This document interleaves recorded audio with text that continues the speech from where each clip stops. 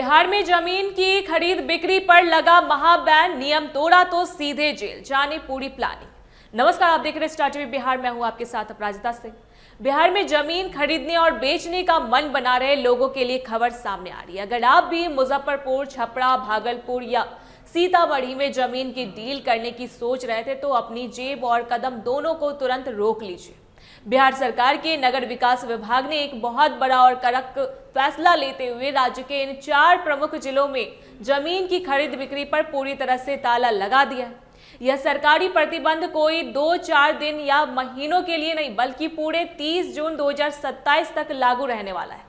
सरकार ने साफ और कड़े शब्दों में चेतावनी जारी कर दी है कि अगर किसी ने भी इस नियम को तोड़ने या चालाकी करने की कोशिश की तो उसके खिलाफ कानूनी डंडा चलेगा और इतनी तगड़ी कार्रवाई होगी कि पुश्ते याद रखेगी। जनता इस फैसले के बाद से एकदम सन्न है कि आखिर रातों रात ऐसा क्या हो गया कि अपनी ही जमीन बेचने पर पहरा लगाया जा रहा है।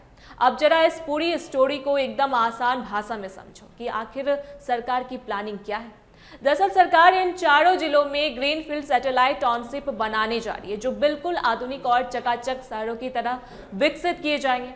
राज्य में ऐसे टोटल 12 हाईटेक टाउनशिप बसाने का महाप्लान है। अब सरकार का कहना है कि जब तक इस टाउनशिप का मास्टर प्लान तैयार होकर काम जमीन पर शुरू नहीं हो जाता तब तक इस पूरे सिलेक्टेड एरिया में किसी भी तरह का नया निर्माण, मकान बनाना, जमीन का ट्रांसफर या प्लांटिंग का कोई भी काम पूरी तरह बैन रहेगा।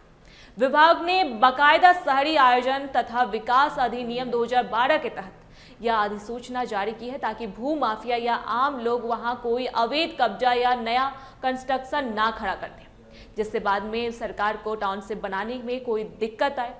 वैसे आपको बता दें कि बिहार में जमीन पर रोक लगाने का यह खेल नया नहीं है। इससे पहले भी अप्रैल के महीने में सरकार ने पटना, गयाजी, दरभंगा, मुंगेर, सोनपुर, सहरसा और पूर्णिया जैसे 7 बड़े शहरों में 31 मार्च 2027 तक के लिए ऐसी ही रोक लगाई थी। उस वक्त जब गरीब और मध्य वर्गीय जमीन मालिकों ने अपनी मजबूरी और आर्थिक तंगी का हवाला देकर रोना रोया तो आवास बोर्ड ने थोड़ी राहत देते हुए बीच का रास्ता निकाला था। नियम यह बनाया गया था कि अगर किसी को बहुत ज्यादा इमरजेंसी है तो वो अपनी जमीन किसी बाहरी ग्राहक को नहीं बल्कि सीधे आवास बोर्ड को बेच सकता है।